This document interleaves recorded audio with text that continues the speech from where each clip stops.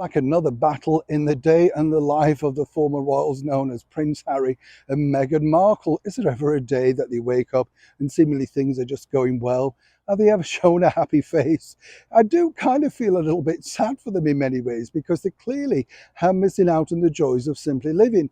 Every single day, seemingly, there's a new battle. And whatever you may think, Prince Harry, I'm sure you had an easier life as a member of the royal family, claiming, of course, that you didn't enjoy it really that much and you were playing a role. What are you doing now when you think about it? Must be very difficult. But you see, this new battle is all against a former employer.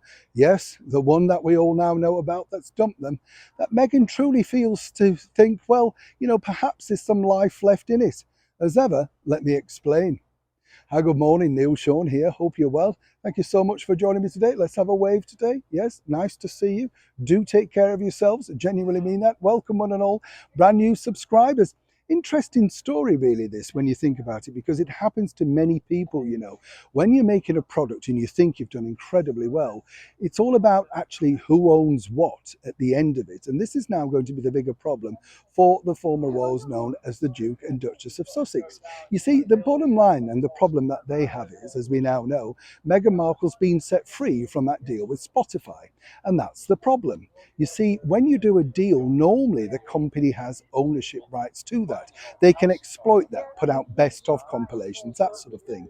But there seems to be a bit of a tricky maneuver, a tricky area over actually who owns the copyrights of those said interviews. Now, as I've said to you many times before, it's a bit tricky, isn't it, really, with Meghan's Spotify deal? Because really, apart from Serena Williams and Mariah Carey, can you truly name any of the others?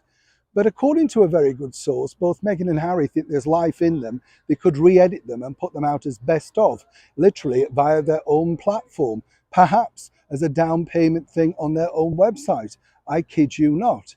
Now, the bigger situation this side is who actually owns them. So far, Spotify, and as ever we have to say allegedly, are claiming that they are the sole copyright owner, which means that if Meghan and Harry wish to buy these particular interviews back, they'd have to buy them back from said audio company, allegedly.